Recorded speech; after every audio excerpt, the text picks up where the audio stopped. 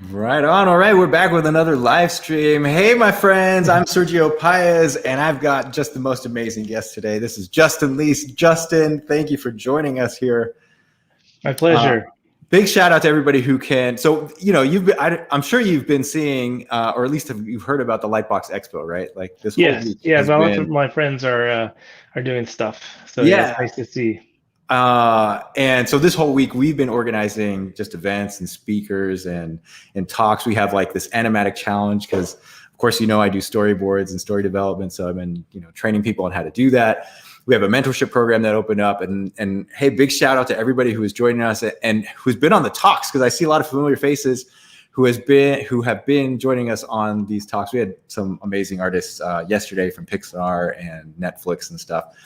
But Justin, man, I want to pick your brain. We actually go back a little bit because we worked together on the Clone Wars animated series, and I was always intrigued with your story. And I think I can't remember if somebody had told me about you before we actually even met, because I knew about your adventures in Japan, and maybe we can talk a little bit about your history and how you got into the business, because I think you have one of the most creative and diverse backgrounds. So just let me set you up here, because for those of you who don't know who Justin is, I mean, you guys should look him up. You can see that stuff on our event page. If you go to prostoryboardart.org/LBX2021, you see all that info. Go to IMDb, just look up Justin. I mean, he's doing some amazing stuff, and I hope we can touch on all of that today.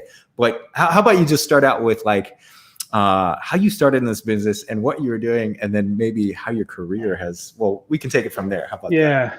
Yeah, I've always had kind of a very unconventional pathway in terms of my career. But I guess originally, I went to the Ringling School of Art and Design. I studied animation and illustration for a little bit. And after graduating from that in 1997, a long time ago, I got a job at Blue Sky Studios as an animator. I worked on a short film called Bunny, and then while I was there, I did like character designs for Titan AE, because at one point they were going to make that at Blue Sky. So I did a lot of like storyboarding actually in the very beginning, and that's I've always loved storyboarding and visual storytelling and composition. So that was something always appealed to me. But then as I got there, there was like a need for people to rig characters, and I just had fun doing technical stuff too. So I actually ended up going more in a technical direction, and I think I was there for about 3 years at first, working on the Ice Age film. And then after that, I got the opportunity to, actually one thing too I should mention, actually Eden, the project that I pitched to Netflix a few years ago that I made that was released this year, was actually originally pitched at Blue Sky as a feature film, and it was selected for development. But unfortunately, it never, at that point in time, it never went forward. Yeah. So that's kind of where the genesis of that started. But yeah, after, I always loved, at that time, I was a huge fan of Hayao Miyazaki and Studio Ghibli. And, Bunny, the film that I worked on called Bunny won an award won the Academy Award. Yeah, so won the Academy Award, right? So yeah, so I use it as like a way to go to the different studios in Japan and go to Studio Ghibli. I just kind of use it as like an excuse. And so I got to meet Hayao Miyazaki and Oshii Mamoru from Production IG, and basically all the people that I loved, just watching. I watched a lot of anime in the 80s and 90s, and I was a huge fan of Akira and Ghost in the Shell, and in addition to all the Ghibli films. And so it was like a dream come true. So did you know Japanese at that point? No, I didn't. It was that was my first trip to Japan, was 1998, I believe. Okay. I remember at that time I met Mike Arias on that trip, who was a director of Tekkon Concrete, and he actually was a producer of the Animatrix as well. He's a big pioneer and someone that inspires me a lot. And but we met that time, and he was working on Tekkon Concrete at that time. Wow. And I remember thinking oh man, that's so cool. He's living in Japan, and I want to live in Japan. I want to work in that industry over there, because I'm just so inspired by all the work going on.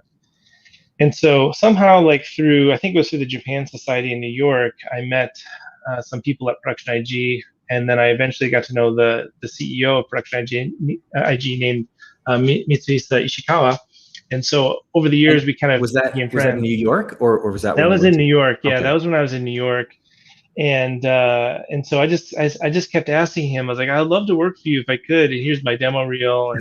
And then eventually, then one day he was in town for there was this anime convention called Otakon, which I believe is still happening, but Okay. at that time it was in Baltimore. I think it was happening was it Baltimore, I think? But anyhow, he said one day, he's like, yeah, we got this spot open for a foreigner. Would you like to come work for us? We can't pay you a lot of money, but is that okay? I'm like, yes, I would love to, please. Wow. And And what so, was that yeah. position? What do you mean, like, for a foreigner? Why did they need somebody Well, from outside? it is kind of an unusual, yeah. It's like, I guess I'm not sure what the intention was or why, or maybe he just like wanted to give me the chance or something. But like, I was hired as a CG creator on Ghost in the Shell 2, Innocence, and Yeah. and I didn't know any Japanese at all at the time. I was just like literally jumping out of an airplane without any parachute. And I remember the first morning I woke up in Japan. I was like looking up at the ceiling and like I was thinking, what did I just do? I was like, what am I crazy? Why am I? I'm like, I don't know anyone. I don't have any friends. I don't know anyone in Japan, and I don't speak any Japanese. And so, I was just like, well, I'll just go for it, and then I Yeah, just did my what an best. adventure. And then yeah, so I was there for about 3 years, working on Ghost in the Shell too, and then I also helped out a little bit with Kill Bill, more on the business and producing. That was kind of where I first started to get more involved on the producing side of things on the business. I remember meeting Quentin Tarantino. That was surreal. Like I'd meet Whoa. like whenever there was like any Hollywood visitor, usually they would Yes. invite me to those meetings. So I've got lots of What was that memories. like? Do you? Oh my gosh, yeah. Like I was in the lobby of the there's a hotel in Tokyo called in the Westin Ebisu Hotel, Okay. and we were called to a meeting, and Quentin was going to pitch an idea for Kill Bill, and we just met in the lobby of this hotel. Quentin Tarantino is there, and he's basically like giving his pitch for the sequence that he wants to do, and it was so creative, and we were just all like blown away, like how he's such an amazing writer, and he just has his mind, I think, is perfectly suited for animation, and I think like it's just one of those memorable moments I won't forget. It was so cool to see that genesis of those ideas. And I Yeah. remember the producer leaned over to me and he's like, make sure you take notes because it only happens, this thing only happens once, like this type of a moment where he's having this type of a brainstorm. So it was really cool. And then I think because because I was like one of the only foreigners at the company at the time, I really stuck out like a sore thumb. So I remember he came back to visit the studio one day, and I was like just working at my desk, and then I hear this like, "Hey, I remember you." And then I turn around and it's like Quentin Tarantino. I was like, that's so bizarre. It's like it's so surreal. Like, first of all, why do you remember Wow. me? But I guess I really there weren't many people there at the time, foreigners. We had a couple, but so yeah, so I did that for a few years. I loved living in Japan. It was like I always, after I left Japan, I always just felt like this longing to go back. It was and then I went back. Let's see, after IG, then I was in LA for like a year working at Avid for Softimage. I was like a special projects guy. No kidding. I didn't And know this part of your background. yeah, it was like a short-term gig, but I would like go to different studios and help them set up like Softimage, like the side pipelines. And then after that, I got a call from Catherine Winder, who was a producer of the Clone Wars at the time, asking if I wanted to come help set up the pipeline for Clone Wars. And at that time, when I arrived, there was only 6 people there. I mean, it was like really at the beginning. Yes. It was so cool. It was so cool to see that from the very beginning. And I even remember, hiring Dave Filoni, or I remember interviewing him. I remember the discussions of like, do we want to hire this guy who's such a big fan of Star Wars? And we were like, yes, of course. Thanks. So yeah, so he joined, Wow. and yeah. So you were there before Dave. And so it was just yeah. How did Catherine know you? Catherine was one of the original producers on Clone Wars. Yes, we met when I was at Blue Sky. She used to work for Fox at the time, and she also liked Japan, and she had worked on some projects that involved Japan and stuff. So I think we kind of hit it off, and she knew that I liked Japanese animation so much. And I think Clone Wars, I think George was always interested in sort of trying to bring some anime sensibilities to the project. So in fact, I don't know if you remember, were you there when Takuchi-san was like directing one of the episodes? I'm trying to remember, like he designed Grievous and the Malevolence ship, and he did the storyboards. It was awesome. Yeah. Through you, actually, I remember there's a couple fun stories where that we set up a visit with the character designer of Cowboy Bebop and Skywalker. Yeah. And you and I kind of showed him around. I was just a completely impressed fanboy. He drew me Spike in one of the books Oh, he he signed up. I did? have that on my bookshelf. I should Oh, like dig it cool. up. Oh, that's awesome. Yeah, so that I remember that Yeah. fondly. Yeah. So yeah, he loved that trip. I mean, Kamoto-san was so happy to see that, go to visit the ranch, and I was so happy that he could meet everybody and meet you guys. And I think, like, Star Wars and has always been quite popular in Japan, and there's a lot of fans in the anime industry that love Star Wars, and he's one of those people. So yeah, it was really fun. But yeah, like, it was so much fun working together on the Clone Wars. And just, I've always like, I liked hanging around with the storyboard team and the story people, because I Yeah, love story. That's kind of like my passion. And I was just like, I just want to help you guys do stuff. Can I? I remember having a conversation with you, and like, I was on the story team there, and you were like supervising the visual effects and the visual part of it. And you told me, like, yeah, I used to be an animator and I was a story artist too. And I was like, what? Wow. How do you know so much? Like, how you doing everything? And then, I think we hit it off because we had that. Well, I love anime and just the kind of mutual interest in storytelling and stuff. So I remember following some of our conversations of films and the releases that were coming out at the time.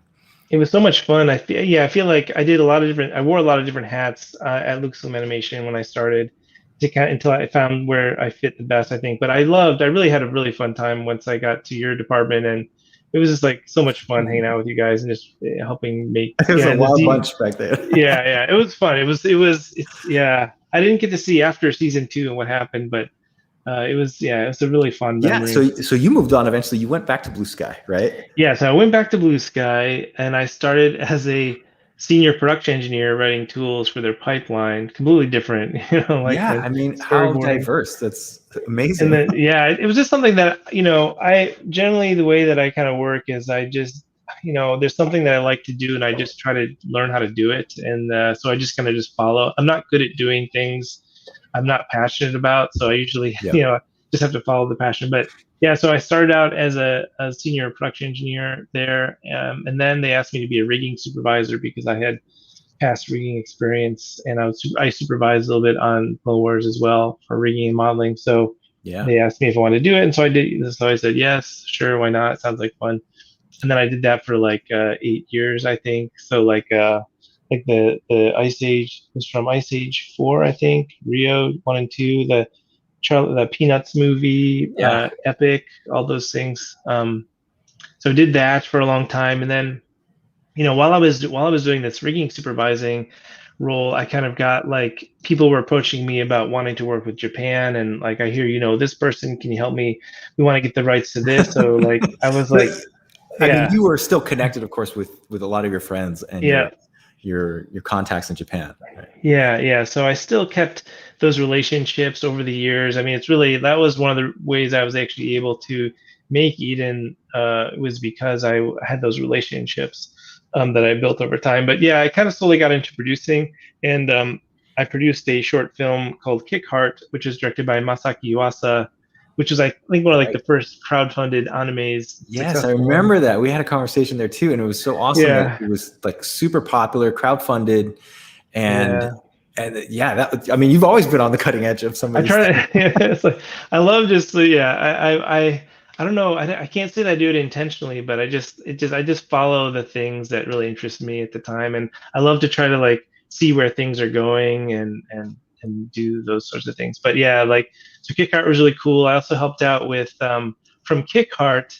I actually was thinking it would be cool to do like an Adventure Time Masaki Yuasa combination, and so we had tried to do like an online. This was before this was kind of a normal thing that happened, but on YouTube we tried to do like a live event for Kick Heart, and it went terribly wrong. Like, basically we didn't get into the meeting in time, and then everyone else got in and we couldn't get into our own meeting.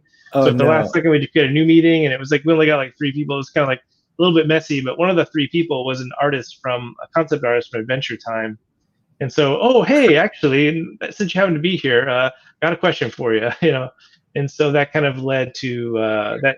I didn't work on it so much. I just made the introduction, but they eventually, they made Adventure Time Food Chain, which was directed by Masaki Yuasa, and then that kind of helped start Science Saru, which is now makes like Devilman Crybaby and They also did some shorts for Star Wars Visions. Oh man, that's so amazing. So, Like so it seems like fate in a lot of ways, how these I things know kind of just fall into it's place, right? so weird. Yeah, yeah, I think I asked you that one time. I was like, how, like, I think I, was just prying and asking you like what your experience was in Japan, but uh, it seemed like because you chased your own passion that a lot of things just ended up happening.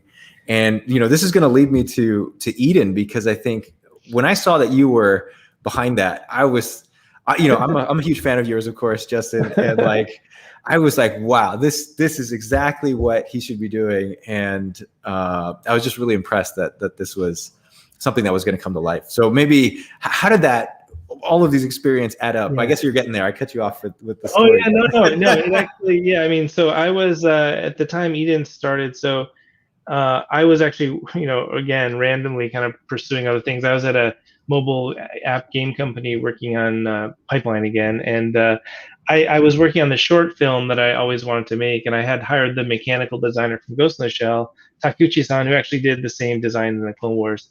And to make a short, and I was just showing my friend Sakurai-san, who at the time just became the chief producer of animation at Netflix. And I really wasn't intending. I wasn't like looking for anything or any opportunity.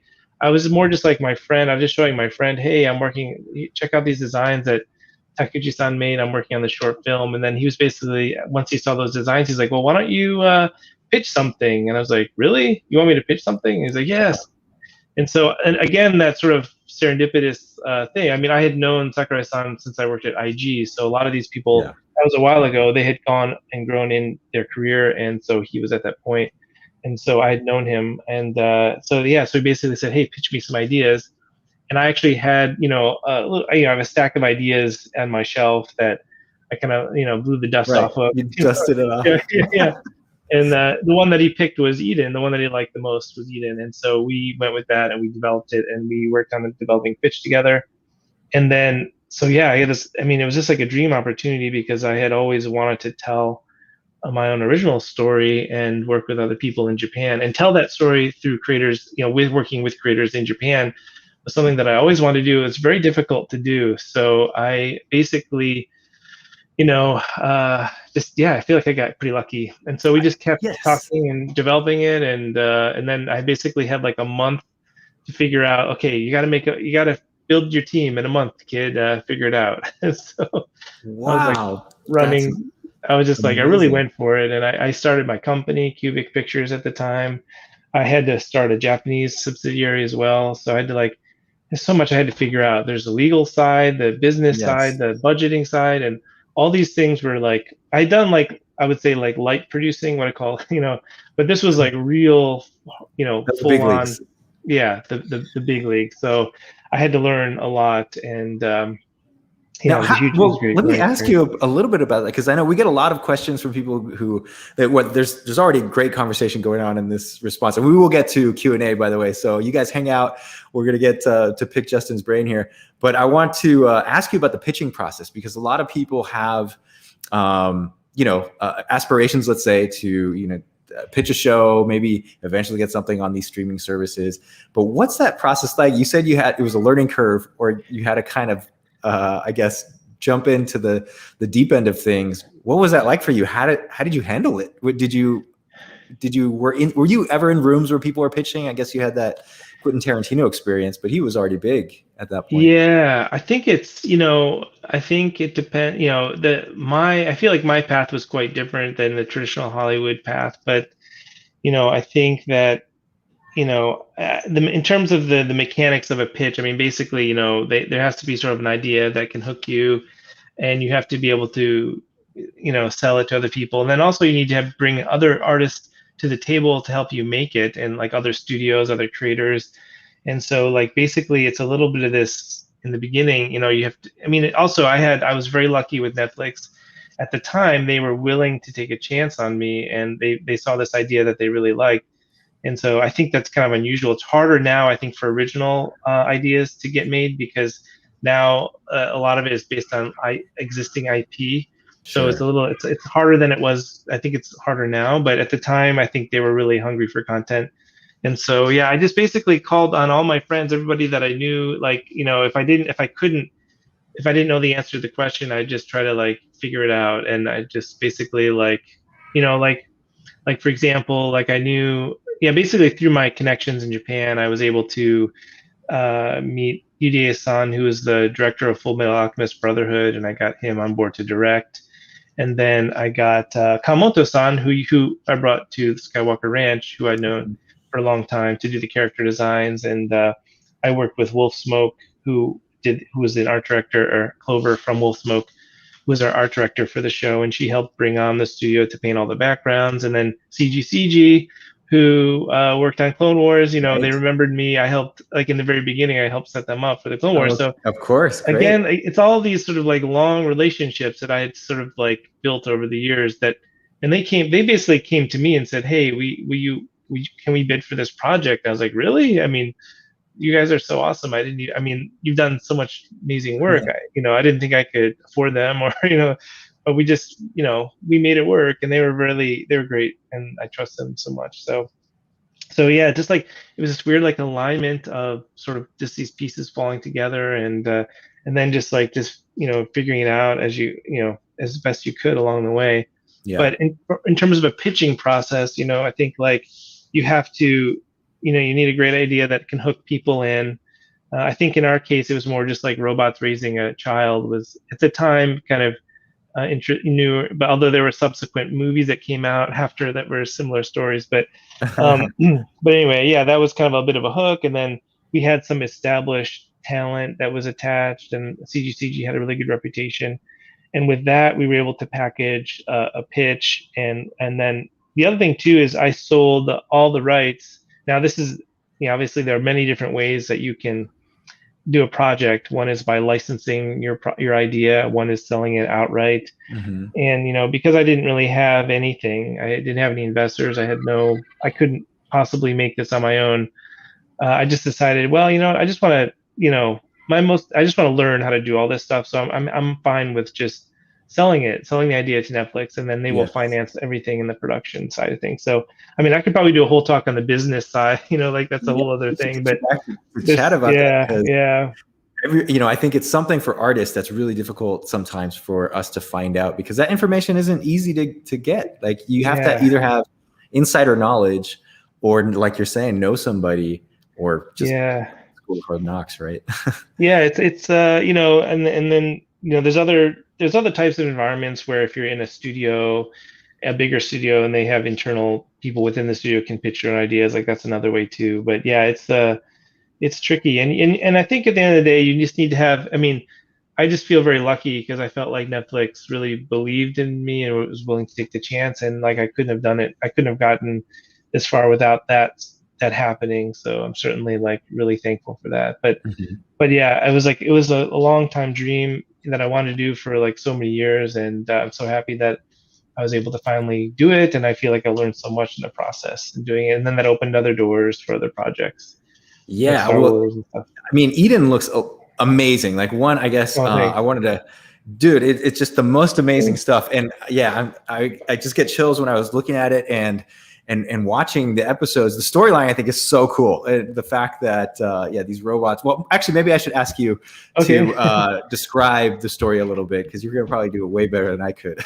Yeah, well, yeah, sure. I'm happy to talk about it. But yeah, the basically, like I was saying, it was an idea that originally was a feature film, and I thought it would be cool to do a story where humans, or I mean, robots were what was like humans have basically become extinct, and we're sort of like it's sort of like the looking at the pyramids of Egypt, like there's evidence that they were around, but they're not around. I thought that was kind of an interesting world Yeah. building type of thing, and then just the idea of what would artificially intelligent robots do if they found a human, and how would that change them in their evolution. And I was always interested in evolutionary sort of AI, and then what is the difference between being human and being robot, and like the only difference could be potentially our physical material, but we could still have similar feelings or emotions. So basically, Eden is a story about robots who raise a child, and where have the humans gone, or what was the story of what happened to the humans, and so it kind of reveals that. I think like the series is best watched as in one sitting. I think I would recommend that if anyone hasn't seen it yet. Oh yeah, But people love that to binge watch a so lot of the yeah, episodes it's that are like out there. it's kind of like a movie, really. I think at the end of the day, Right. but anyway, yeah, it's I don't want to spoil any secrets, but there's sort of a Yeah, don't give it history of away. Everyone's gonna toxins. watch Yeah, Eat It and yeah, put a review, give it 5 stars. It's amazing. yes. So, well, let me ask you because, and maybe you can correct me because I put you on this talk as the showrunner, and you are the executive producer on that. But I guess the common term for series runners is a showrunner, somebody who is in charge of it, putting all the pieces together. And like I said, correct me if I'm wrong with all these pieces, but it is, as when you get up to in directing, there's many people involved. You have to take in the writers, the conceptualization of the visuals, and then the directors as well. As an executive producer, you're somewhat like a pseudo director in a way, because you're pushing the whole machine forward, right? The whole train has to have momentum and keep a unified vision of what's going on. So Yeah. can you talk a little bit about how you handled that and what you did? Because you had probably, now you're working with overseas studios doing this. There is, I'm assuming, multiple directors, probably multiple writers. Did you do any of the writing yourself, and any of the directing yourself, and actually reviewing the editorial submissions and things like that? So for Eden, I was involved heavily in the writing, and we hired a writer to write the script. But basically, I wrote the first 4 scripts, and then I basically handed it off to her, and then we kind of like, worked with the writer and the director, who also contributed ideas to the story. And our team, Cubic itself, has other producers that and like people that help make the production. So we all basically, I try to keep at Cubic things very flat and open, like anyone.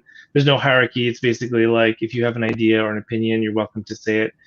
We can talk about it. So we're open to collaboration and suggestions as we develop stuff. But yeah, it's like, I think with Eden, there were things that I really wanted to do, and like, these are the things I want, X, Y, and Z. But then I had to allow for other artists to put their DNA into the project, because like, if you're just sort of like a puppet master, and you're just telling someone what to do, I think it can be a little bit demotivational, and you have to like, it's a balancing act between, you want to make sure that artist's opinions are valued, and that they can put their DNA into it. And so Eden actually turned out differently. It wasn't it was a little different than what I originally wrote in the script, but that was okay for me, because I wanted to let it become its own thing and allow. I think people were pretty passionate about the idea, so they kind of each put their own thing into it. So I think like inspiring people and letting that passion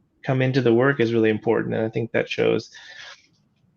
And in terms of like and like, I would say like, on other productions in the future, that I'm currently working on a production that hasn't been announced yet, but it's a similar type of thing where I'm doing we're overseeing the writing and the development and the concept art. But we also try to let those artists, we're very selective about the artists we work with, and we trust them to, we support them, and we just kind of want the best possible people on the project, and so we try to create that type of an environment.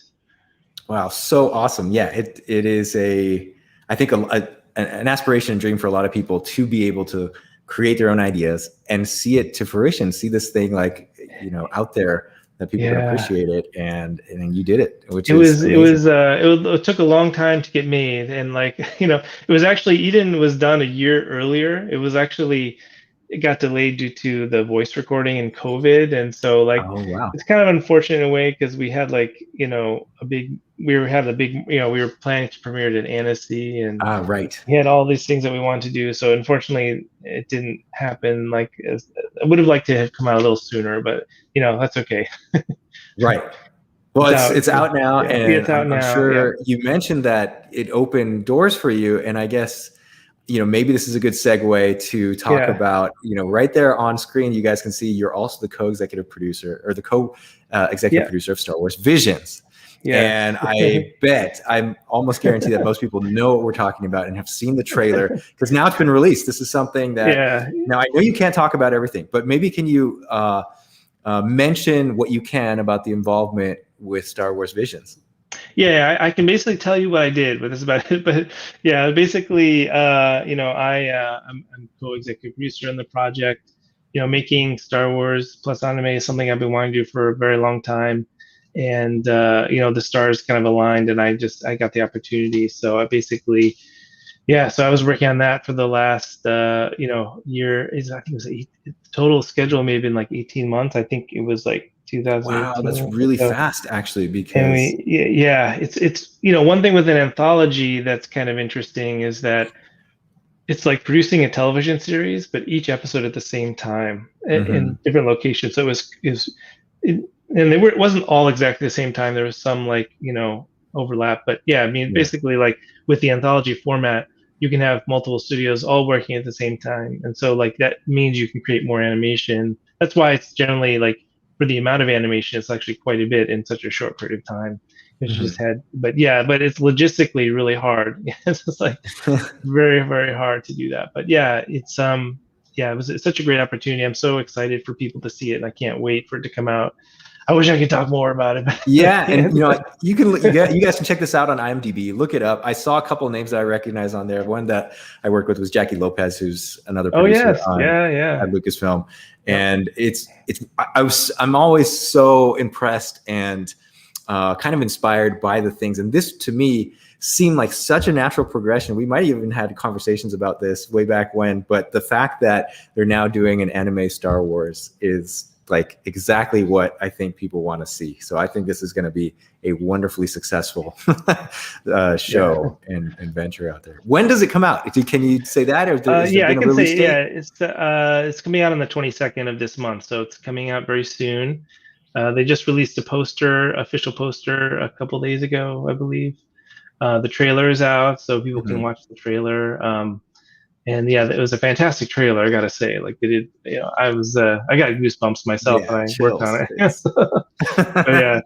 But yeah, it's coming out very soon. So I wish it was. I can't wait for it to come out. Yeah, I really want people to see it. Yeah, well, once it does, maybe we can get you back and chat about your experience on there too, because it's just going to be, I think it's really going to kill it. So, well, I would be amiss if I didn't ask you in relation to what we do in like storytelling and just kind of career related stuff that we focus on a lot is, do you have any advice for somebody who wants to get in the business like now, whether it be visual storytelling related or whatever, but what would you recommend somebody who has an idea, who wants to get in and do these things? What can they do? Let's assume, most people have this path where they have some art skills or they learn like animation at a school. Hopefully they're coming to us to learn storytelling, but that, they have some kind of training, but after that, when you actually get into the business, it's somewhat hard to navigate. What would you recommend? Well, I would just say, I think my biggest piece of advice is just not to give up. Keep going. It took me 20 years to make Eden. Now that's pretty long. I think I think maybe people are generally shorter than that, but maybe to not lose hope. And, I think also it's okay for things sometimes not to go well, or there are going to be times where you might stumble a little bit, or that's all. It's like the pain and suffering that happens shapes you just as much as all the happiness. So it's like you have to think about like all those experiences help shape you and make you the person that you are. And sadly, sometimes the painful ones are also important too. So like don't lose hope. It's like I had, there were I mean, there are times learning where experiences, right? there's learning experiences. Yeah, there's going to be tough times. There's going to be joyful times. There's going to be tough times. And, I think the key is like thinking of it like a marathon and perseverance, like just keep going, never give up. That's probably my biggest advice. And then the second one is probably just like just try to do the things that make you happy.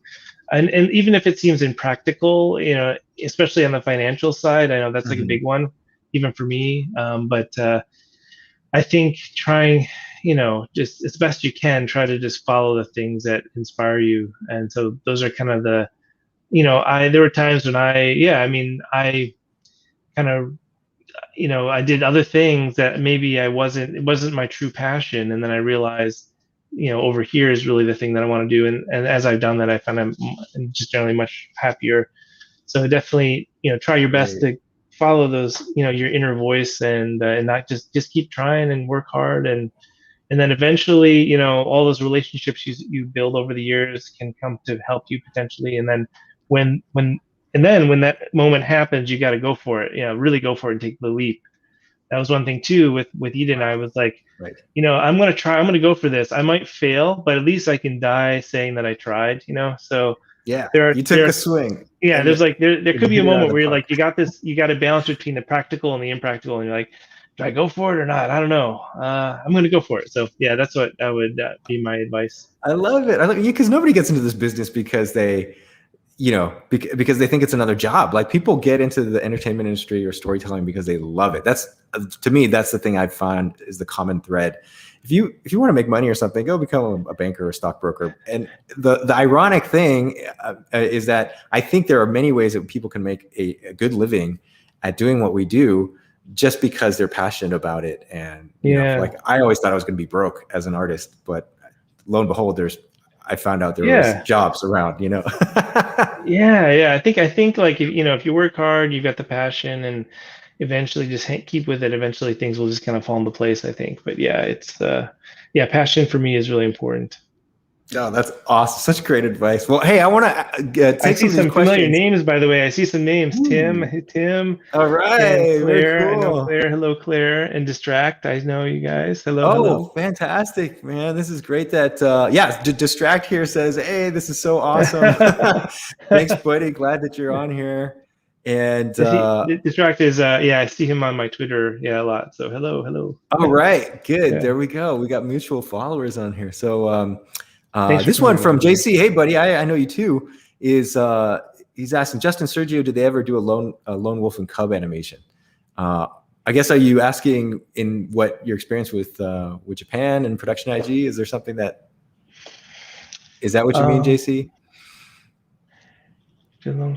I think yeah, I know. I think Kodansha. I want to say maybe Kodansha had the. I was talking to them at one point about maybe doing. I think they're the ones that, but I'm not. I might be mistaken, but yeah, I think that's a very famous work. Um, that would. Yeah. I don't know if they're. I don't know if they're doing anything recently with that property, but yeah, it's quite well known and famous. Yeah. Cool. All right. This is a good one from Emma is asking, Emma Williams, Justin, have you ever had a pitch meeting ever go south or bad? Oh yeah, I think I yeah, got a couple of those. absolutely, absolutely, yeah. I mean, it's like just those things. Yeah, sometimes sometimes there are bad days, and sometimes they're good days, and you just have to kind of roll with the those bad days. But yeah, certainly, I think create the creative business is a tricky one because sometimes you can just have you have two people with just different points of view on the creative, and it's just kind of hard to kind of get that alignment. So I think it's just yeah, it's definitely yeah, this happened. Well, and what do? Do you just kind of you just wait, you prepare for the next one, or Yeah, just like yeah, like just dust off the shoulders, stand right back up, and keep going. Yeah, just yeah, yeah, good. let's just gotta do it. Yeah, that's good advice. Let me bring this one up from Claire is asking, after Eden, would you consider making Cubic a bridge between US and Japan and make Oh more yeah, shows that are based on a tight collaboration between those two cultures? Wow, that's a yeah, kind of a big question. yes. How would you do that? Is that something you're considering? Well, it's interesting because I think Cubic is that type of a company where we are trying to make collaboration really easy for companies like Hollywood companies that want to like make anime, for example. Um, like yeah, I think that's we have translators in our team. We have we can produce content. We also help with the cultural translation, or we advise people in Hollywood, like, oh, I know this is what you want, but if you say it like that, then you might offend someone. So, we try to like act as a buffer between the two cultures. And I think yeah, I mean, I think there's so many talented people in Japan. There's a certain way of working in Japan. There's a certain way of working in Hollywood, and they don't like, they don't really naturally. I think they don't jive, So you need a little bit of like, you definitely need like a bridge there, I think, to help.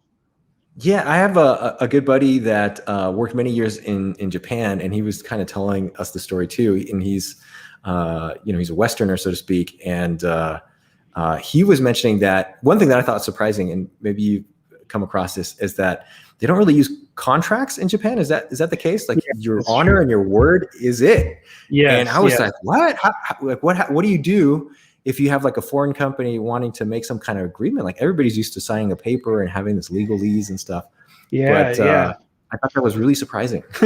Yeah, that's true. It is true. I mean, we typically, because we work with like, Cubic works with like Netflix or, bigger companies, or it depends on the structure. It could be different, but yeah, we do make sure everything's properly in agreement form. But yes, in Japan, typically everything is run, the word, your verbal agreement is as good as signing a contract. And, usually, people won't default on that. So yeah, it's a very different system. And, there's that could be probably another talk for also just like talking about all the differences. But yeah, it's, there's certainly a lot of differences. But, like what I think is interesting about Japan is that they've been making animation for decades, and they've developed their own process, and they've really stuck to their guns about the type of things that they want to make, which is really interesting. And I think that that's kind of what, on the end, ultimately made anime so popular around the world. They kind of just did the thing that they wanted to do, and so yeah, there's so many great things to learn from their process that I think sometimes Hollywood companies could be like, oh yeah, this is how you do it, and we'll teach you how it's done, sort of thing. But like, there's actually, so it takes, I think, on the Western side, an openness to learning their way of doing things, and I think those usually work out the best in terms of collaboration. How cool. Yeah, I see Tim Brock is here. Hey, buddy. Yeah, Tim. It's good to see old faces and people joining us on here. Well, like, I have so many questions, but one of the ones is that I want to get to before this whole ends is where's the future of Cubic and even Eden, and what do you envision? And, of course, don't reveal anything that you can't talk about. But what maybe your personal plans, or do you have a global vision? Do you think that far in advance? Yeah, I mean, I think, Cubic kind of has two types of work that we do. One is original ideas, and the one is like helping other people develop their IP or big IP into anime, or working with people who want to work like Hollywood and Japan, like being like that bridge. Those are kind of our two areas of focus right now. I think, for as far as Eden goes, we are, we have already, we have an idea. Eden was actually designed beyond 4 episodes. There's actually more story to tell. There's more history. There's like, we never talk about Eden 2 in the show, but we have a history of what happened in Eden 2, but we just haven't told anyone yet. But there's a lot more that it could be expanded, and really it's just up to, at this point, it's really just simply a matter of, if we get enough people watching the show, then maybe there's a chance. But so we're just going to let that kind of coast and see how it goes. And then, I think longer term, right now we're kind of like a producing company where we work with other studios, which is great. We like doing that, but we also might at some point try to explore the idea of opening our own studio. But it's all going to be like, when the time is right and we've got the right team and we're fiscally responsible. It's like we're at that stage where we're ready to do that. That's, I think, one thing I would like to be able to do at some point. Like an old, like my dream would be like having an old house in Kyoto, like the Machiya, and turn it into a studio in Kyoto. That'd be kind of cool. Wow. But, fantastic. So you would go back to Japan and work in Japan? Well, that's a good question. Actually, I'll probably have to live in both, because my family, I've got these sort of connections here to the States, so it's hard for me to leave. But I'll probably end up living half and half, I think, in the future. Wow, that's amazing. And you're talking about something that I think is, I don't know how many people know this, or at least this is my impression, is that it is very difficult. And actually, this is probably common knowledge. It's very difficult to run an animation studio. And most animation studios don't live very long. And I guess you were at one that had a very long run and was extremely successful, which was Blue Sky Studios. But even in my career too, and being in San Francisco, I've seen like probably dozens of animation studios, smaller houses, kind of independent studios come and go. And I guess, what kinds of things would you look out for talking about studio wise? Because I think it's important to have that long-term sustainability, because I think we could all benefit from that as artists in the industry, but also it's great to just have independent voices, different voices from like the three main giants that are out there, right? Yeah. I mean, it's interesting, one thing that Eden really, I think, taught me to appreciate is, being that as the producer of the show, I had to know exactly all the financials and how much something costs. And really, it's like, I always joke about it's like a wedding, sort of like, oh, I want this, oh, I'll have this, and I want this, and like, well, it's going to cost you this much. You're like, oh, really? But I don't have that much, like, so like there's you have to get a good sense of fiscal responsibility. And that's why I'm always like, I'm very careful about to take those big steps, because I don't really have any, there's no investor for my company. It's just me, and I'm just doing it, like, I'm trying to take like one little step at a time, but be responsible and then grow it. That's kind of what it's just, unfortunately, animation is like an expensive medium. And outrageously expensive, yes. And there's also, and I know there's lots of concern over the working conditions in Japan, and I totally agree with all those things. Like, I want to try to make those things better, but I don't yet have all that. I don't have like the financial power yet to be able to make those big changes, but I'm trying to. I love to. It's just I have to at the same time be fiscally responsible. So I'm trying to like, balance that. But yeah, I think like, I think it's one of the good things that I feel like Eden taught me was like understanding how much it actually costs to make something. Because I think sometimes if you haven't had that experience, it might be hard to realize like how much, like someone, it's hard. It's just, unless it's hilarious, because I think people can just like be like armchair critics for a lot of things that come out. I used to be like this when I was younger in the industry, and I didn't understand. But once I got into animation and filmmaking, I was like, wow, this is, and I truly believe this now, it is a miracle that anything comes out and is just, is made. It really is a miracle. There's like hundreds, if not thousands of people involved. The amount of money is astronomical. And to have anything of quality and get the story right and have everything there is just like this amazing union and serendipitous turn of events that you actually get it going. So, and then you watch it, like some armchair critic, I'll sit down and watch it. Oh man, this thing sucks. It's terrible. I can't believe it. Why did they do that? They should have done this and that and the other. And at the end, you're like, okay, you have no idea what they went through to actually even pull it off. Right? Yeah. So it's really easy. I read, a lot of times I'll read comments and be like, yeah, I wish I could have done that too. I just, I didn't have the budget for that type of a thing, but I would have loved to, like, it's hard. Yeah, it's really, really hard. It's definitely not easy, but but yeah, it's really interesting. And what's interesting about Japan, and I think, when you compare like, like West North America and like maybe like Japan, for example, generally, sadly, I mean, I don't like that the budgets are so low. I mean, that troubles me, and I want to do what I can to improve work environments over there. But at the same time, what that has allowed is more creative risk taking. So you see a lot more diversity. You see a lot more different styles, a lot more risk taking. Whereas in the States, the bigger the budget, the more people ask, the less risk that they take.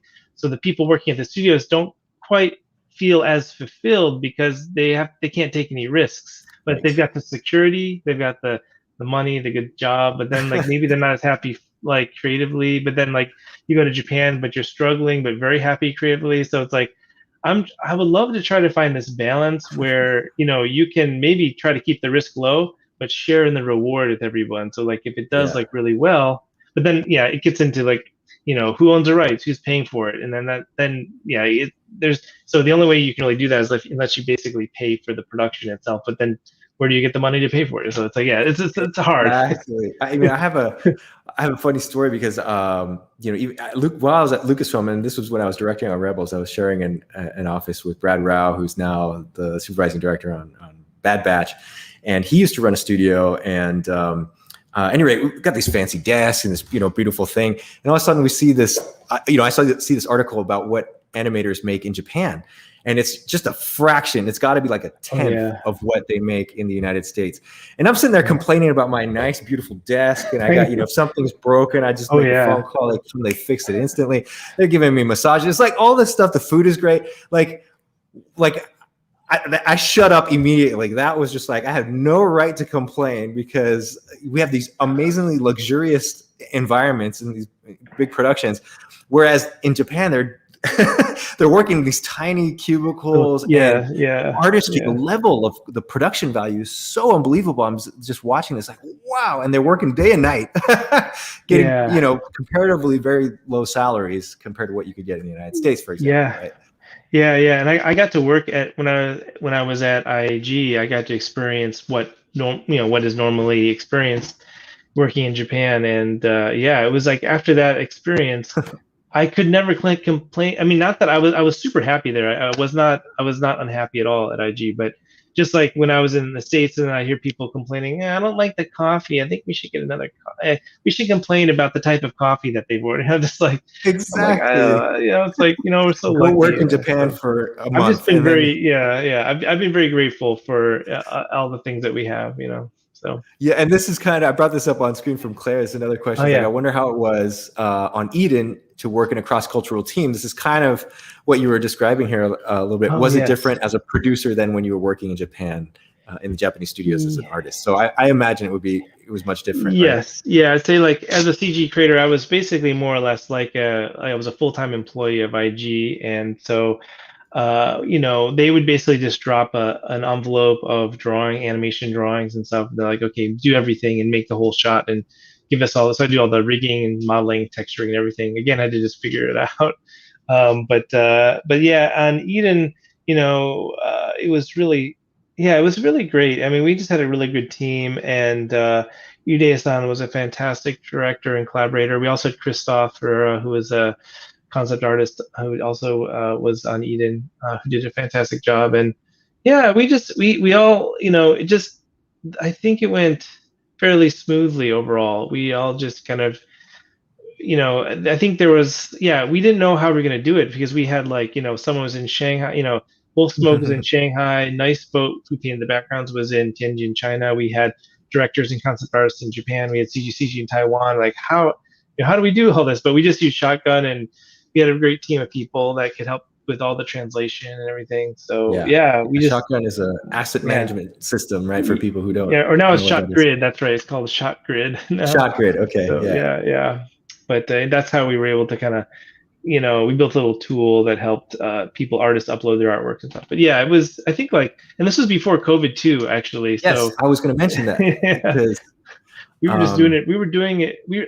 How weird is that? We were doing everything totally remotely before COVID hit. So when COVID hit, it was just like business as usual. Right. And I think that, do you think that is one of the reasons why? Because everybody I know is busy right now.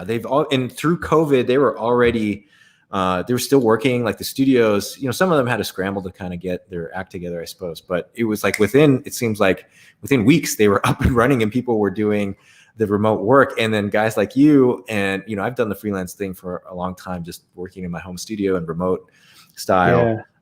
But it's like, I think we're used to it. And so it was not, and for many years now, the trend has been to create kind of like hubs, right? Correct me if I'm wrong, that will connect and that the work can get done in a distributed way. And do you see that as continuing? Like that is going to be the future of what this industry is about, and probably the filmmaking industry in general? I think so. I mean, I think that was going on before, but probably people will feel more comfortable with the idea of doing it more now than they did before. I do like a studio environment. I do miss like going into an office and, just being inspired by someone's artwork. I had fun at Lucasfilm. Like I love just seeing you guys joke around or, draw stuff, or it was just, I missed that part of it for sure. But, so I think what would be cool is keeping like small little studios that are friends or something, basically little creative teams that are like, maybe this team's in Portland, this other one's in Austin, and they're all friends and they work well together. And then maybe you have some hub that basically just connects all those different studios. Yeah. Yeah, that would be ideal, and I think that's Yeah. actually already happening. And it's probably I've heard of a couple of people that are doing these kind of distributed models that seem to be working well, or they make it work. You know, Yeah. people have to do that. Yeah. It can be done. You do bring up a good point. There is something about that person to person interaction, and it's like a spontaneity, the spontaneity of just going into somebody's room and, oh yeah, that idea, and then you kind of exchange notes, or there's Yeah. that Like you have like there's moment together. yeah, there you have these creative moments, or you know, through unplanned discussion, you think of a new idea or something, and like, yeah. So I kind of miss having that opportunity. Right. Um, yeah, it's great, and the I think, well, the other kind of follow up question is how do you see this stuff evolving? I see mixed reviews with people sometimes, and I don't know if it's somewhat of a fear that the way the industry is going to somewhat how should I put this, kind of squash out these independent voices, or not have as much diversity in the messages and the stories that are going.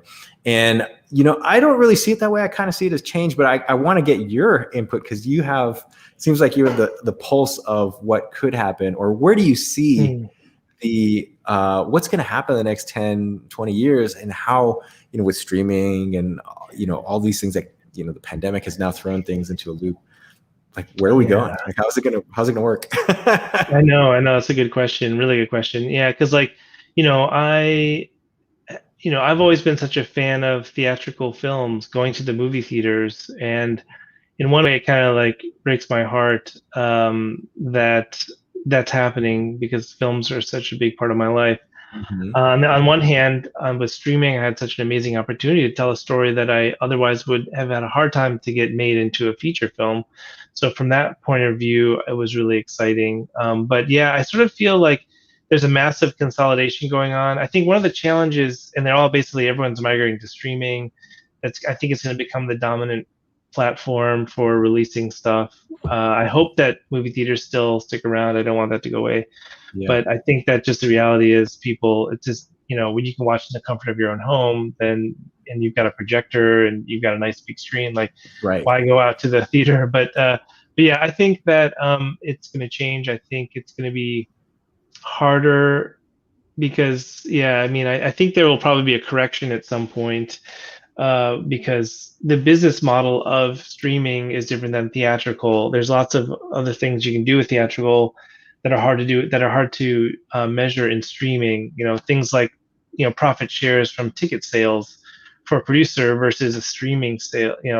Having it on streaming, it's not one for one. So I think there's going to be kind of an adjustment, and like, I think people are going to have to rethink the business model, and try to find a way to make it work. And I think in the case of Cubic, we're trying to do a model that is that fits within that can continue to grow and do more projects. But I think, yeah, I think it's like, the other thing I wanted to mention too about streaming is that, like, when I go onto Netflix or another platform, well, Netflix especially, there's so much to choose from. Yeah. That if for the new independent films to make a mark, or new projects or new original ideas, is hard.